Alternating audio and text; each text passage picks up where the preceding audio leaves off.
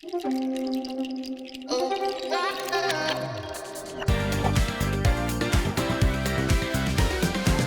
tout le monde, vous regardez Standard Loto, votre émission 100% rouge, 100% Standard de Liège. Ce soir, vous allez découvrir l'interview exclusive d'un ancien joueur avec une énorme carrière qui maintenant est dans le staff du Standard de Liège actuel, Jean-François Gillet. D'ailleurs, la première partie, elle commence maintenant parce que oui, Jean-François Gillet est notre rouge du soir.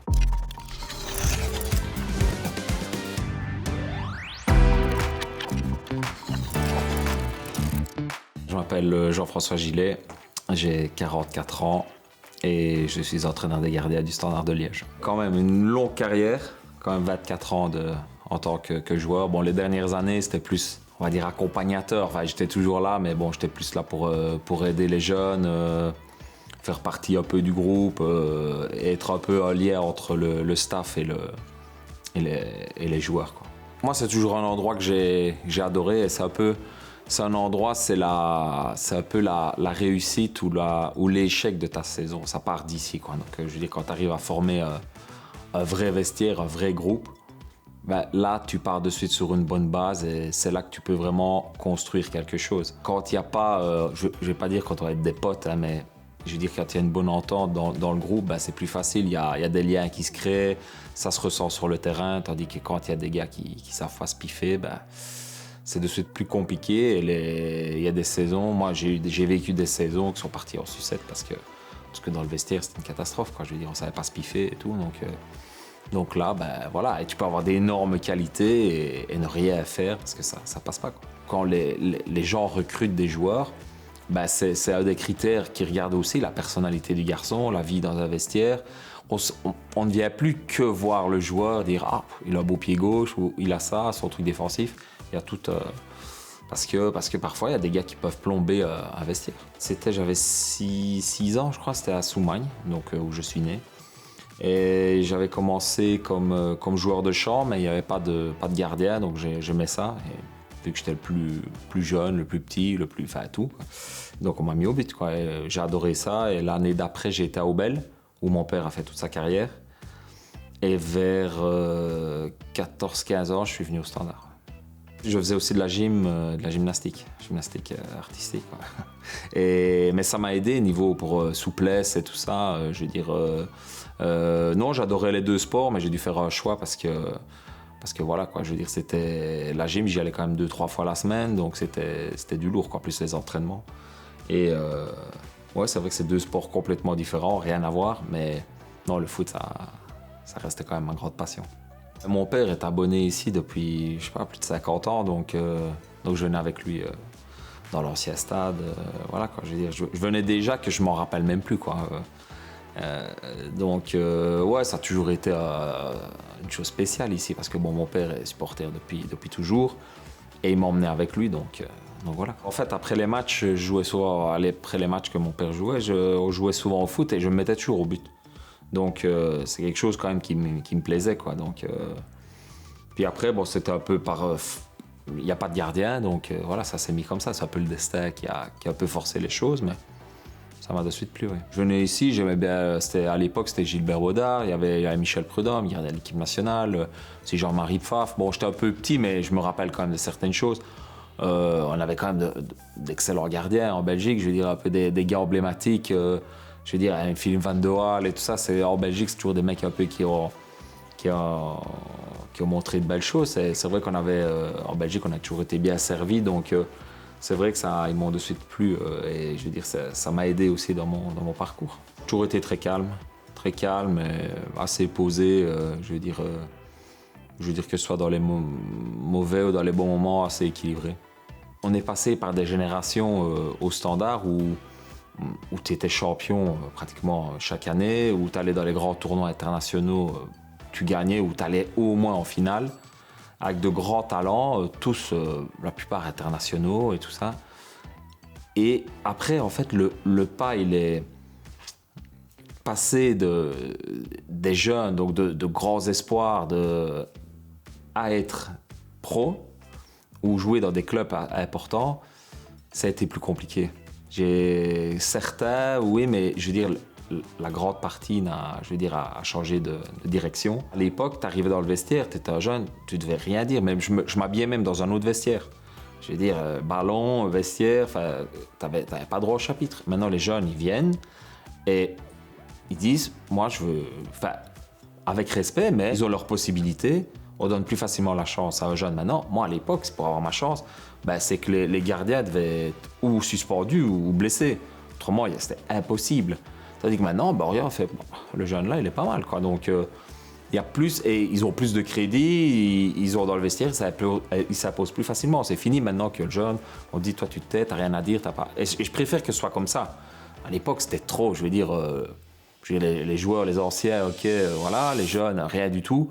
Il fallait le juste milieu, quoi. Je ne m'attendais pas à un scénario pareil, puis on a changé 3-4 fois d'entraîneur, donc c'était un peu compliqué. Mais tu grandis avec ça, voilà. Et aussi, tu arrives à te dire, ouais, si j'arrive, et plus tard, je veux pas que ce soit comme ça. Donc c'est un truc aussi qui m'a aidé, parce que moi je suis arrivé vers près de 30 ans en équipe nationale avec toute cette jeune génération de gars-là. Donc si j'avais la tête comme ça, à dire ouais, il faut se mettre, je vais dire, avec eux, quoi. Je vais dire, avec tous ces jeunes-là, même si tu as 10 ans en plus, je vais dire, il faut s'y mettre, quoi. Je veux dire, le langage parfois est différent, les habitudes sont différentes et tout, mais voilà, ça s'est super bien passé comme ça. Mais je veux dire, tu peux pas rester dans ton monde avec tes... Ouais, les vieux, c'est eux qui commandent, voilà, quoi. Nous, on joue, vous restez là. Enfin, ok, faut que ce soit... Et maintenant, c'est beaucoup mieux comme ça, je trouve. Moi, j'ai toujours été un grand bosseur, donc... je veux dire, ça ne m'a pas... je me rappelle, à Demos, parfois, il me faisait venir le jour de congé, parce qu'il y a des essais et tout. Je venais, je faisais le boulot, et à fond de balle tout le temps. Et voilà, et puis vers la fin de la saison, j'ai même joué quelques matchs. Puis l'année d'après, ça a été de mieux en mieux. Et voilà, donc si tu lâches l'affaire, c'est ça que c'est difficile aussi d'être pro.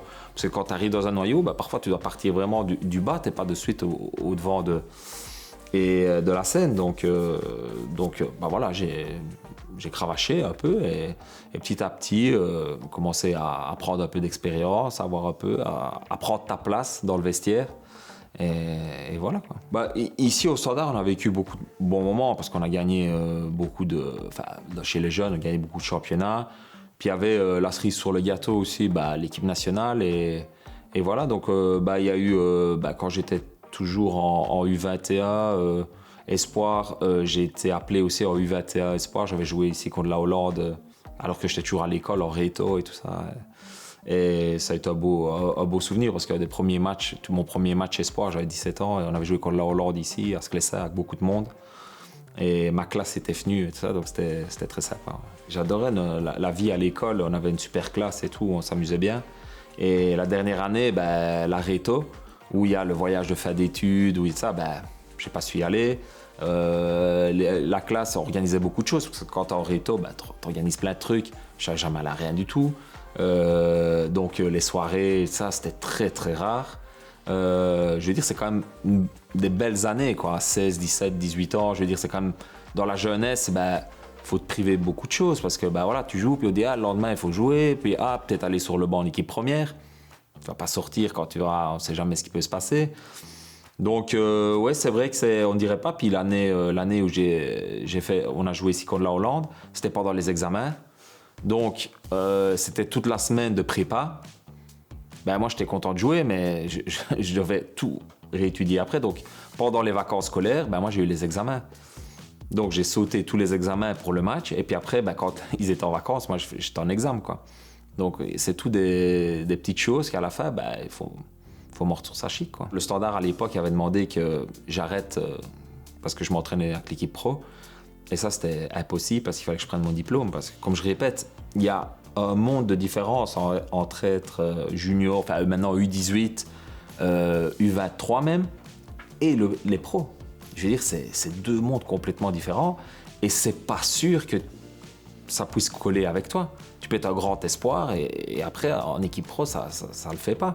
Donc, il faut au moins une porte de sortie. Et ça, mes parents étaient catégoriques et moi, j'étais d'accord avec eux parce qu'il fallait que je prenne mon diplôme. Et la preuve, c'était après la première année, très, très, très compliqué. À un moment, je me suis même dit, j'écoute, peut-être redescendre d'un cran, retourner à l'UNIF, ou l'école supérieure, ou voilà, parce que et voilà, quoi. Aller jouer un cran plus bas, c'est peut-être pas pour moi, quoi. Puis bon, les choses ont été autrement, mais voilà, à un moment, je me suis posé la question, quoi. Moi, j'adore les langues, tout ce qui est éducation physique, donc ça aurait été soit dans l'éducation physique ou soit dans les langues. En fait, c'était incroyable parce que bon, on a un jour, on m'appelle sur le téléphone et c'était après ma 2e année pro, donc c'est avec Tomislavic.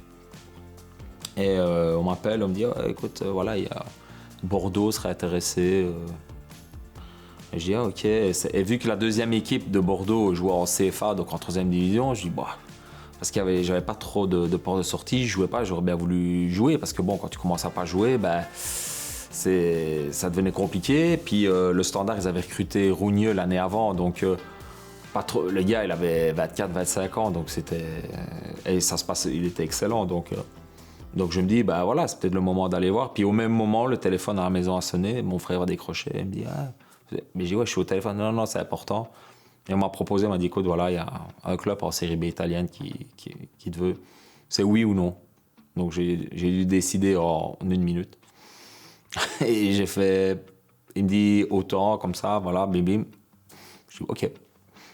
Puis j'ai fait mon sac et le lendemain, il venait me chercher et je suis parti. C'est une nouvelle expérience, je sentais que c'était mort ici. Donc je me suis dit, bah voilà quoi, je tente l'expérience de vie. Je dis au pire, j'apprendrai une autre langue. Et ben voilà, c'était bizarre qu'en Italie, parce qu'à l'époque, les gardiens italiens, les défenses italiennes étaient super réputées. Donc je dis, c'est un peu bizarre parce que je voyais pas trop de gardiens étrangers. Mais je dis, autant de le coup. Et 2 jours après, j'avais fait mon sac, je suis parti avec un sac. Je me rappelle, on était samedi et ma maman était à la cuisine. Et elle me dit, je dis, écoute, lundi, je vais en Italie. Elle me fait, cher ami, les vacances sont finies, hein, t'as déjà repris? Je dis, ah non, je pars. Elle m'a regardé, elle a dit, ah, ben ouais. Et voilà. Au départ, on se doute, l'Italie, magnifique. Et t'arrives, t'es là, t'es tout seul, alors que j'étais habitué, je vivais chez mes parents, donc tout était nickel. T'avais besoin, j'ai besoin de ma chemise, j'ai besoin de ça. Là, t'as les vêtements qui commencent à s'empiler. Ah ouais, le frigo, il y a toujours quelque chose à manger et tout. Là, t'arrives, ton frigo vide comme jamais. Il fallait que la maison soit propre, il fallait faire tes affaires, il fallait commencer à grandir, quoi, parce que là, tout était nickel. Tu rentrais, rien à faire. Tu rentres, tu sais pas, t'as pas joué au début, t'arrives, tu comprends rien de la langue et tout ça, t'as pas joué, t'es tout seul chez toi. Ah ouais, c'est comme ça, hein, tu rentres pas, ouais, ton pote t'appelle, ouais, c'est pas grave, allez, viens, on va faire un tour. Là, t'es tout seul, tu connais personne. Parfois, partir à l'étranger, c'est compliqué, faut pas croire. J'ai eu un appart, je l'avais même pas choisi, mais bon, je comprenais rien du tout, donc je me retrouve dans un appart. Et petit appartement, et il y avait un autre joueur qui était juste à côté. Et un sarde exceptionnel. Et grâce à ça, j'ai appris l'italien tout de suite. Et on était tout le temps ensemble et ça s'est super bien passé, quoi. Donc, et la saison s'est sauvée, incroyable. Et ça a été un souvenir magnifique, quoi. Mais je veux dire, le début, tu arrives là, il y a des moments où tu dis, qu'est-ce que je fais ici, quoi. Mais il faut mordre sur sa chic. Je veux dire, bon, voilà, j'avais fait un choix et il fallait aller à fond. Et ça s'est super bien passé. Et en Italie aussi, techniquement, c'était très, très propre. Donc, je veux dire, m'adapter aussi à une nouvelle technique de travail.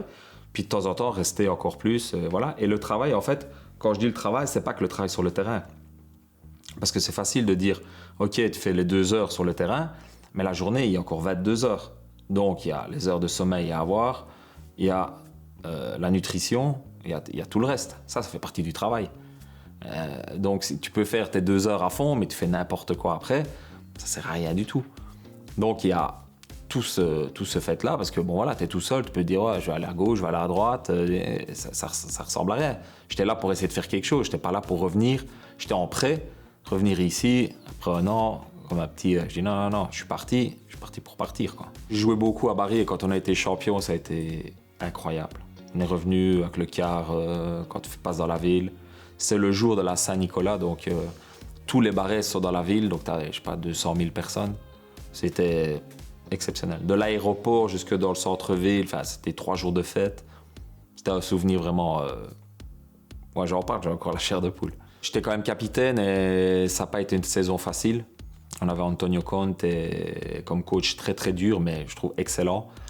Et l'équipe, vu que c'était très dur, il y en a que ça devenait compliqué, mais sans lui, je pense qu'on ne serait jamais monté. Donc voilà, il fallait mettre aussi un peu d'ordre dans le vestiaire. Et donc je pense qu'au final, c'est une belle récompense. Il faut bien reconnaître, comme gardien, je n'ai pas une structure, donc il fallait que je compense par de grosses prestations, par aussi une certaine personnalité, parce que, je veux dire, il fallait compenser aussi la structure physique. Mais j'ai de suite eu même le respect des autres, même en jouant contre des grands joueurs et tout ça. C'est ça qui m'a marqué aussi. Il y a quand même les Zidane, Ronaldo, les Baggio, Shevchenko. À l'époque, c'était tous les ballons d'or, ils étaient là. Et c'est tous des mecs très, très simples, vraiment la grande classe, quoi. C'est pour ça que ce sont des grands champions aussi, parce que voilà, quoi. Non, mais c'était vrai que c'était un plaisir de jouer dans tous ces stades-là, contre tous ces mecs-là. Chaque semaine, t'avais la crème de la crème. Donc, et ils prestaient, quoi. Et donc ça devenait, mais après, ça devient une habitude, quoi. Tu dis, ouais, cette semaine-là, il y a lui. Il fallait être au top niveau tout le temps. Là, il n'y avait pas de... Je veux dire, moindre... T'es pas attentif une seconde, c'est but, quoi. Il n'y avait pas photo, quoi. J'ai joué à quelques très, très, très bons joueurs. D'excellents joueurs, avec Cassano à Bari au début. Puis par la suite aussi, Torino, il y avait Immobile qui est toujours à la Lazio, Cerci, Di Vaio, Diamanti à Bologne. Et Gabi Moudingai, qui était le Belge, qui était là. Mais contre, j'ai souffert énormément, c'est Shevchenko et Eto'o. Quand eux venaient, je ne savais pas ce qu'ils allaient faire. Impossible à déchiffrer, même Del Piero, certaines fois. Lui, il shotait un penalty ou quoi, impossible de le déchiffrer. Mais les deux autres, Shevchenko et Eto'o, ils venaient en contre. Je ne savais pas s'ils allaient leur rouler une dribblée, shotter pied gauche, pied droit. Ils allaient tellement vite. Ouais, c'était incroyable. Ils marquaient un but, j'ai l'impression qu'ils fumaient en même temps, quoi. Vous regardez Standard Le Talk, une émission spéciale Jean-François Gillet. D'ailleurs, vous retrouverez la deuxième partie de l'interview un peu plus tard dans l'émission. Mais maintenant, on passe à Parole de supporter. Notre journaliste Lucas Caffarilli s'est déplacé lors de Standard Bruges et vous a tout simplement tendu le micro.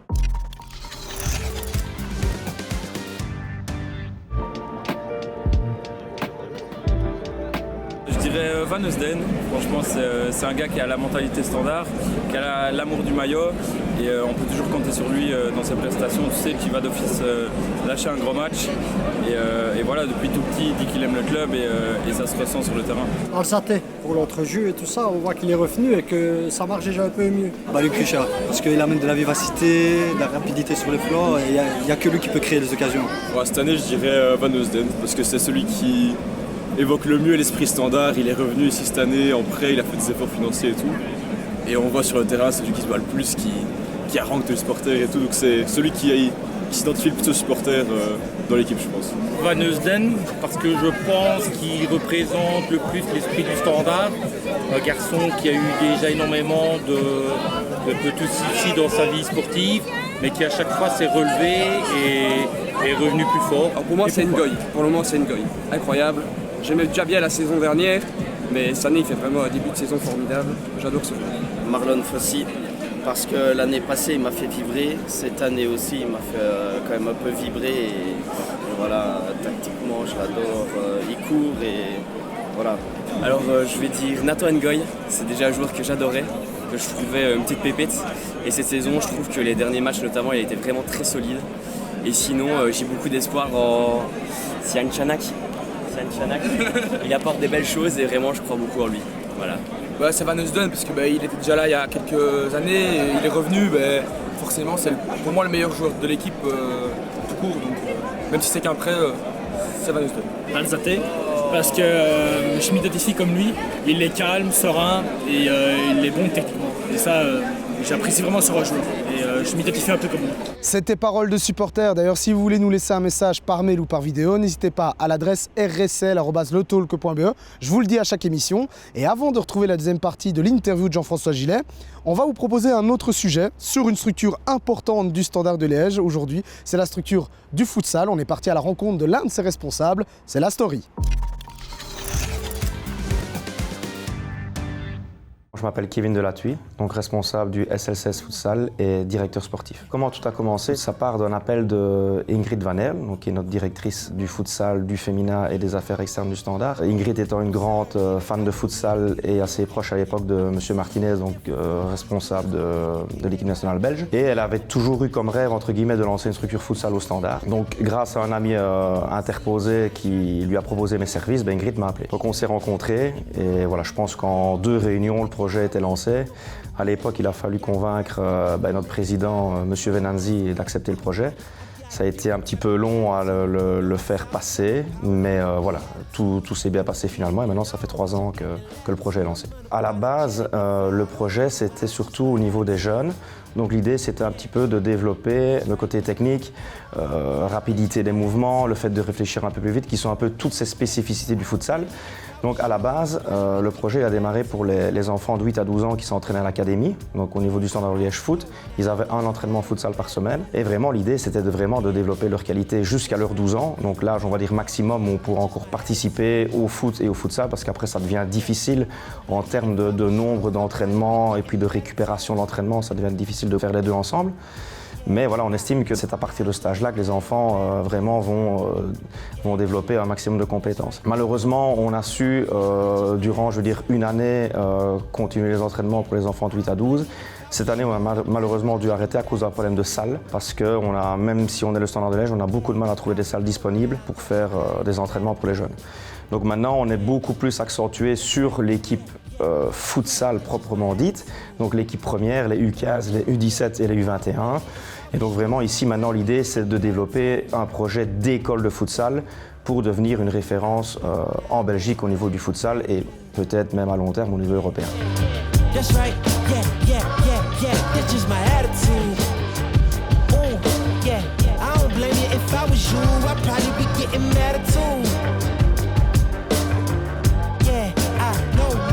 Le futsal permet quand même de travailler énormément toutes les qualités techniques qu'on peut demander au niveau du football.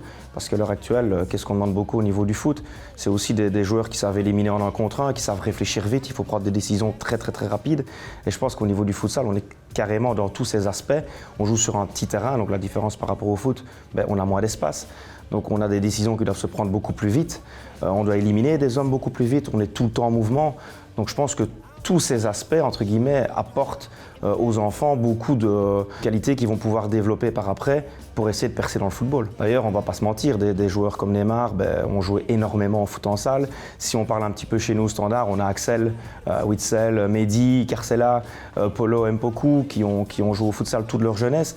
Et je pense qu'on voit aujourd'hui dans leur jeu qu'ils ont ce petit truc-là en plus qui peut faire la différence sur le terrain, clairement. Au niveau des jeunes, la première chose qu'on peut leur expliquer, c'est tout ce que peut amener le futsal au niveau du football. Donc ça, c'est plus la partie théorie.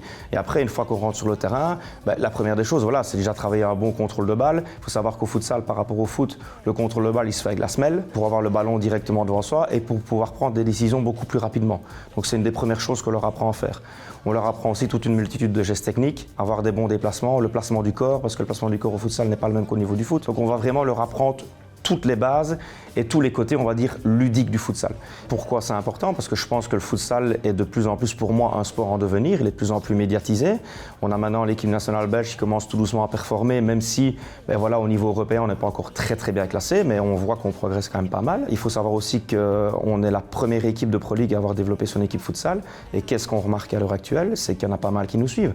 On peut remarquer Anderlecht maintenant qui a repris le club d'Allego et qui est en Division 1, qui viennent de faire Final Four en Champions League, donc franchement c'est tout à leur honneur. On a maintenant le RWDM qui a repris une équipe de Bruxelles.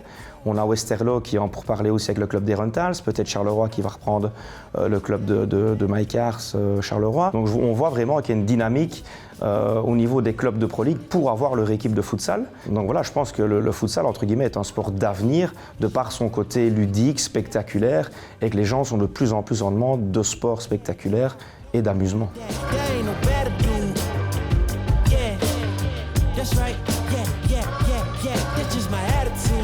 Au niveau de la structure, donc ici on est en division 2, donc on a un noyau de 14 joueurs. Nous n'avons aucun joueur qui sont caractérisés comme joueurs professionnels, donc ce sont tous des amateurs. Cependant, on a quand même 2 joueurs étrangers qui sont venus cette année et qui sont employés par l'académie et alors qui travaillent à l'académie et qui en plus viennent s'entraîner et jouer au futsal avec nous. Pour les autres joueurs, ce sont tous des joueurs de statut amateur qui jouent pour la plupart encore au football et qui en plus de ça jouent au futsal. Nous, on a pour le moment 2 entraînements par semaine avec le match le vendredi, en sachant que là on est en division 2. Voilà, si, je l'espère, cette année on pourrait accéder à la division 1, l'idée c'est d'encore augmenter le nombre d'entraînements. Et on ne va pas se cacher qu'à long terme, l'ambition c'est d'avoir un statut complètement professionnel, comme le club du RSCA Futsal en division 1 belge. Le plus beau souvenir, on va se mentir, c'est le titre en division 3 la première année, parce qu'on partait de rien et qu'on avait quand même dû convaincre Ingrid de nous faire confiance qu'on allait être champion. Donc on l'a été, ça reste quand même notre plus gros souvenir. Après l'année passée, notre parcours en Coupe de Belgique pour une petite D2, on fait quand même une demi-finale de Coupe de Belgique, donc franchement on pouvait être très très fiers de ce qu'on a fait. Et voilà, je pense qu'à quoi qu'il arrive, c'est la 3e année. Les ambitions, c'était de rejoindre l'AD1, on va dire dans maximum 5 ans, même si en 3 ans c'était bien. On est dans le timing, on voit que le club évolue. Donc moi j'ai envie de me dire, je sors un peu ces deux moments-là au niveau souvenir, mais je pense que tous les week-ends, ce sont des bons moments et on voit que le club progresse et pour moi c'est le plus important. On arrive tout doucement à la fin de cette émission et pour conclure en beauté cette spéciale Jean-François Gillet, on vous propose justement la 2e partie de son interview. En début d'émission, il parlait de son histoire et ici vous allez voir, il va parler de l'équipe nationale et de sa 2e vie en tant que coach. J'avais pas peur, quoi. Donc je dis quand il fallait y aller, j'y allais, quoi. Et j'étais assez,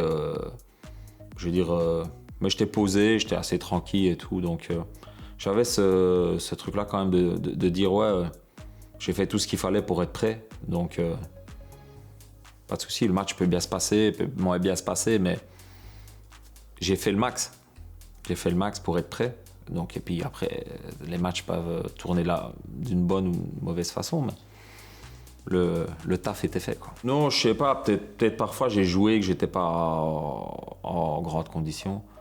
Une fois j'étais revenu, on m'avait explosé l'épaule et bon aussi la pression de ouais, c'est quand tu reviens et bim, il faut et j'étais pas fit, quoi. Il y a que le recul, je me suis dit c'est un match où je n'avais pas été trop performant, enfin il n'y avait pas de grosses erreurs, mais je veux dire allez, à 100%, j'aurais mieux fait, par exemple, un but ou l'autre, que là, j'ai pas pris. Et je me dis là, j'aurais mieux fait de laisser jouer le 2e, qui était plus fit que moi à ce moment-là. Mais c'est vrai qu'il y avait une grosse pression, surtout quand je suis passé à Bari, dans le sud. Il y avait une grosse pression de la ville aussi. Tu sortais, les gens te reconnaissaient, ils venaient te trouver. Enfin, je veux dire, ça n'arrêtait pas. Puis les quotidiens, donc Gazzetta dello Sport, Corriere dello Sport, toutes les télés locales, télé nationales, c'est vrai qu'il y avait. Mais c'est différent que maintenant. Maintenant, c'est les réseaux sociaux. Je veux dire, tu ouvres ton téléphone, c'est tout voir. C'était plus, je sais pas, on va dire que c'était plus propre. Tandis que maintenant, ben voilà. Mais dans un autre sens, ça n'a pas joué à ma faveur. Parce qu'en jouant en Serie A italienne, je veux dire, on me calculait pas pour l'équipe nationale. Alors que je veux dire, à l'époque, ben, la plupart des joueurs jouaient en Belgique ou l'autre à l'étranger. Mais je veux dire, on restait plutôt dans notre... Parce qu'il n'y avait pas trop... Il y avait peut-être l'Europe des 11, une fois tous les... Mais voilà, il n'y avait aucune... il y a un petit carré dans le journal. Mais il n'y avait aucune... Tandis que maintenant, bah, je veux dire, tu fais un gros match contre... Je sais pas, tu joues contre l'époque... l'Inter de l'époque. Tu jouais Vieri, Ronaldo, Zamorano, Recoba et Seedorf. Bah, tu te dis à l'époque, c'était du lourd. Tu fais un gros match contre eux. Bah, là, il y a de suite... et là, on se dit, ah ouais, quand même. Tandis que là, bah, on s'en foutait, quoi. Donc ça, c'était bien, mais ça n'a pas joué en ma faveur. Tandis que maintenant, bah, quelqu'un explose dans un pays, bah, c'est de suite là, quoi. Le lundi, tu le sais, quoi. À l'époque, l'équipe nationale, c'était compliqué quand même. En Europe, c'était pas... Je veux dire, si, de temps en temps, quelques équipes belges faisaient le boulot, mais voilà. Tandis que maintenant, bah, l'équipe nationale, c'est très costaud. Je veux dire, encore cette année, les équipes belges sont passées. Sont dans les tours Europa League, Conference et Champions. De grands joueurs, enfin maintenant ça devient de grands joueurs qui font la diff aussi dans les grands pays. Donc voilà, aussi à l'époque, il faut bien se dire, moi je jouais pour se sauver, on jouait pas dans une équipe du top. Donc par exemple Romelu, il joue toujours pour être champion ou dans une équipe du top. Tandis que là, tu jouais pour te sauver, donc ça, c'est un autre aspect. Et je peux comprendre aussi, tu joues à la Champions League, je sais pas, ici au Standard ou à Bruges ou à Anderlecht, peut-être pour les gens, ça n'a pas la même valeur, mais Mais nous, on jouait aussi chaque week-end contre des équipes extrêmement fortes, quoi. Donc contre les meilleurs joueurs du monde. Donc je pense qu'il fallait aussi balancer la chose. C'était comme ça, il fallait accepter et puis continuer à faire le boulot. Parce que quand tu te disperses comme ça sur des choses comme ça, ben, après t'es plus performant et tu te fais plus rien du tout. Donc je m'étais fait une raison, je dis bah voilà, c'est pas pour moi, tant pis quoi. Puis au final, ben, elle est quand même arrivée, quoi. Au début, en fait, quand j'ai été appelé, ben, j'étais super content. On avait joué contre l'Inter, ben, l'équipe que j'ai citée, on a fait 1-1. Et donc j'arrive en équipe nationale et puis voilà. Puis Vercouteren un jour m'appelle, il me dit écoute, je te connaissais pas, mais voilà, ce que j'ai vu ça m'a plu, c'est toi qui joues vendredi. J'ai fait ah ben voilà. Et puis préparation de match, c'est encore autre chose. Tu peux jouer Coupe d'Europe, tu peux jouer les plus grands stades, les grandes équipes, mais première fois que j'étais titulaire, c'était en Espagne, hymne national et tout, là j'ai dit ah ouais, c'est encore autre chose. Franchement, super souvenir. On a perdu, on s'est fait ramasser, mais incroyable, là. L'Espagne, championne du monde, championne d'Europe, ils nous ont cloués dans notre moitié de terrain, on n'est jamais sorti. Un football incroyable, mais c'était voilà quoi, contre les meilleurs, donc je veux dire, c'était vraiment incroyable. Sur ma ligne, j'étais assez, j'étais quand même assez réactif, hein, je veux dire, au niveau penalty, de temps en temps, j'en prenais un ou l'autre, donc j'avais un petit truc, de temps en temps, ça marchait. Quand même au pied, c'était pas mal aussi, parce qu'en Italie, on a commencé à Conte voulait qu'on joue derrière, donc je veux dire, c'était il y a 15-16 ans, maintenant tout le monde joue comme ça, mais à l'époque, c'était le début, donc et c'est pour ça aussi que le coach après qui est venu, Ventura, j'ai fait 5 ans avec lui, parce que lui il voulait pas qu'on dégage, donc il fallait. Et non, assez complet, et puis même, je veux dire, même si je n'étais pas super grand, mais dans les airs, j'y allais aussi, je n'avais pas de souci. Donc l'Italie me convenait aussi, parce que c'était un championnat, il y a quelques joueurs quand même. Je me rappelle l'Inter championne d'Europe là, avec Materazzi, Vieira, Balotelli, Eto'o et tout, Milito, ça envoyait quand même du lourd, Lucio. Mais c'était un championnat plus technique, moins physique par exemple que l'Angleterre. Ça me convenait mieux comme championnat. Sur le plan humain, on avait un groupe incroyable. Tous ces mecs-là, je veux dire, il vient d'arrêter aujourd'hui, Eden, il y avait Dries Mertens, Romelu, Axel Witsel, il y avait Lolo Simon aussi, Compagnie, Van Buiten, Miral, enfin tout. Je ne vais pas tous les citer, mais bon, toute cette équipe-là, c'est des gars avec lesquels on a eu des grands moments, des grands fous rires, je veux dire, c'était un plaisir. On était tous, je me rappelle, quand il y avait les sélections qui sortaient, tout le monde était à cran parce qu'on voulait être là, quoi. On voulait dire, là, on va faire 10 jours, ça va être costaud. Le jour du match, bien évidemment, t'as les 11 qui commencent, puis t'as les déçus, mais je veux dire, l'ambiance qu'on avait entre nous, le plaisir qu'on avait d'être ensemble, ouais, c'était incroyable. Franchement, c'était vraiment le top du top. Avec, alors, niveau talent, ouais, c'est Kevin De Bruyne, j'ai oublié.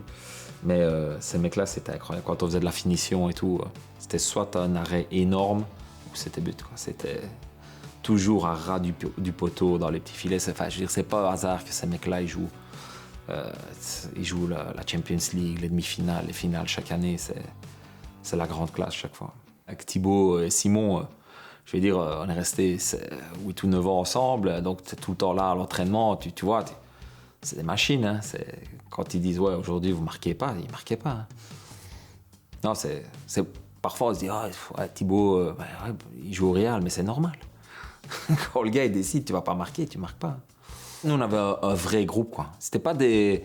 Je veux dire, il n'y avait pas de petits groupes et tout ça. Le soir, on était tous regroupés, on jouait à des jeux de société ensemble. Enfin, c'était rigolade, quoi, vraiment.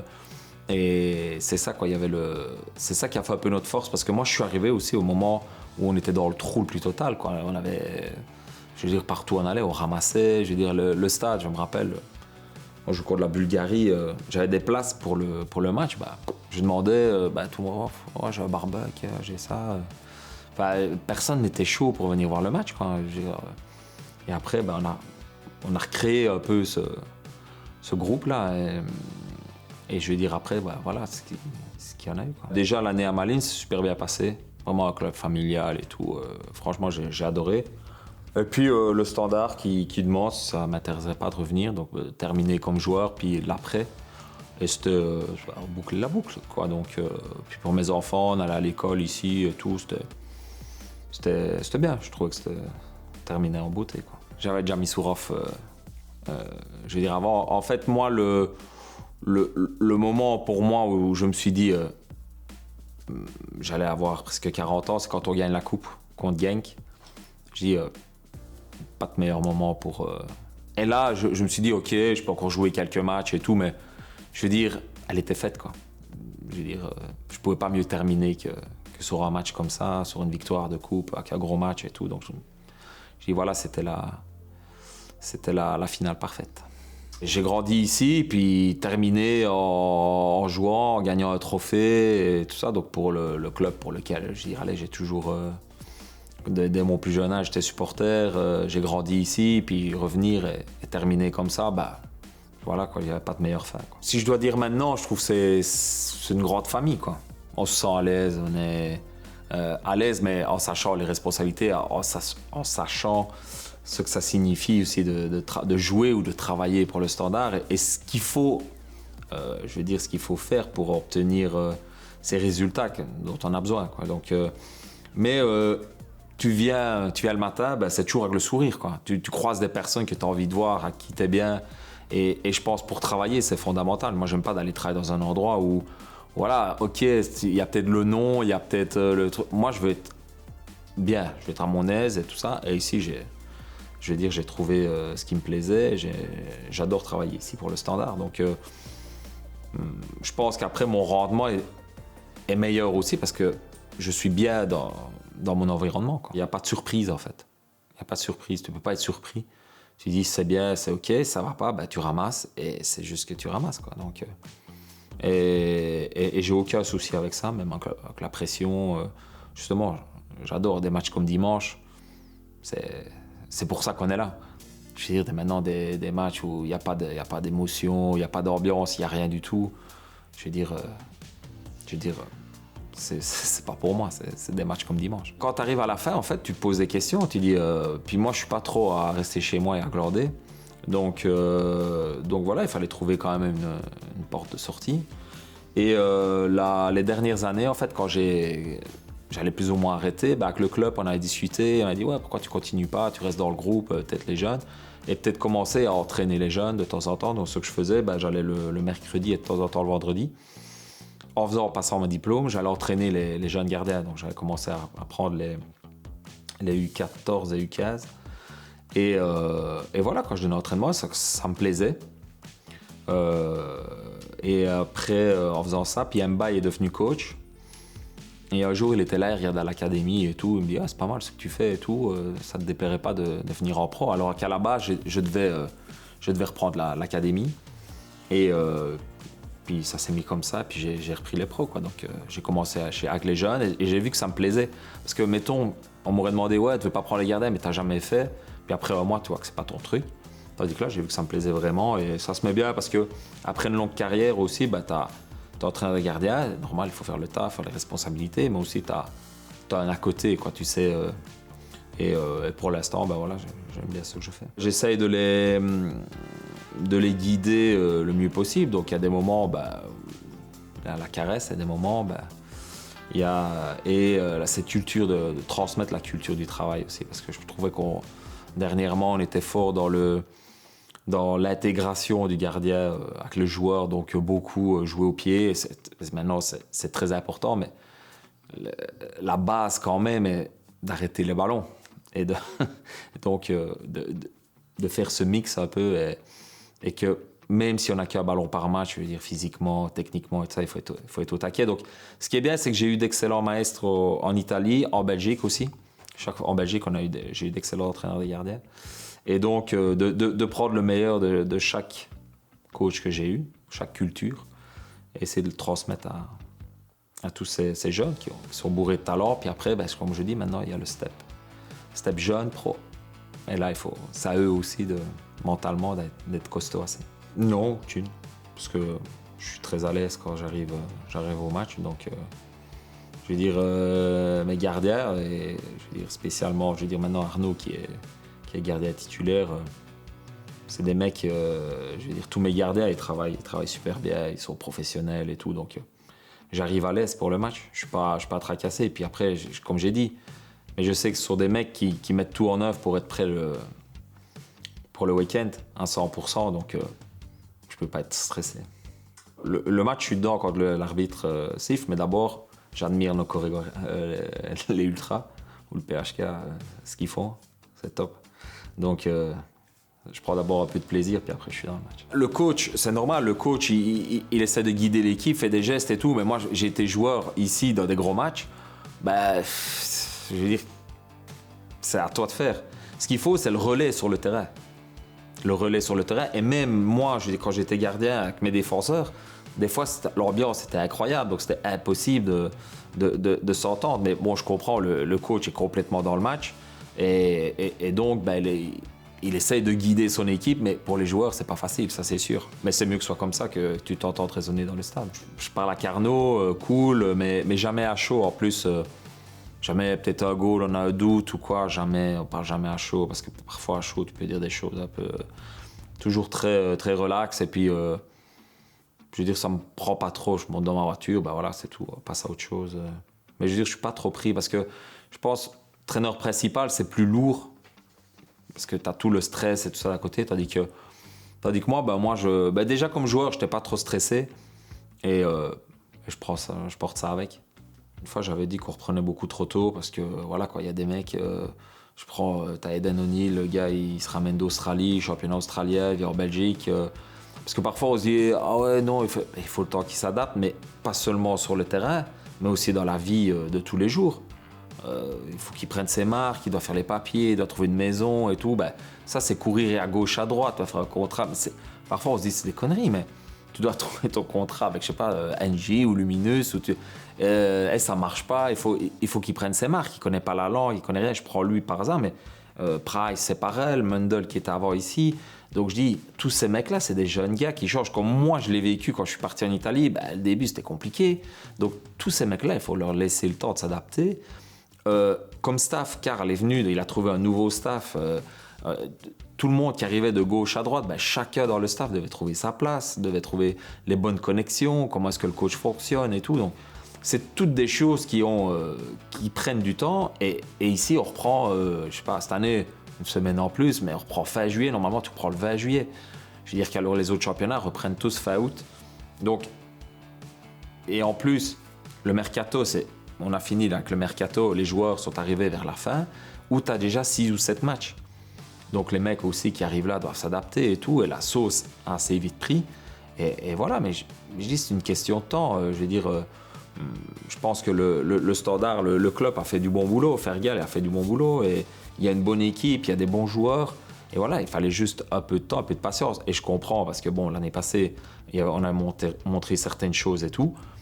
Mais voilà, on ne savait pas faire des miracles en peu de temps. Les joueurs ne savaient pas le faire non plus. Donc tout le monde avait besoin de temps. Et maintenant, il faut qu'on continue par contre, parce qu'on a montré de bonnes choses. Et là, c'était à continuer. Et puis après, sur les objectifs, on verra bien. Mais l'important, c'est qu'on continue dans ce mood-là.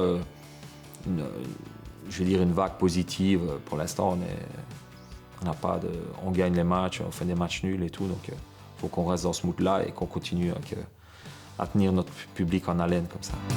Voilà, c'est la fin de cette émission spéciale Jean-François Gillet. J'espère que vous avez apprécié découvrir l'ancien portier rouge. Si c'est le cas, n'hésitez pas à nous laisser un commentaire rsl@letalk.be. Je vous dis à la semaine prochaine, non pas au stade de Sclessin, mais en plateau, parce qu'une fois par mois, on vous propose une émission où on débriefe tout simplement les résultats de l'équipe rouge. Ciao, ciao!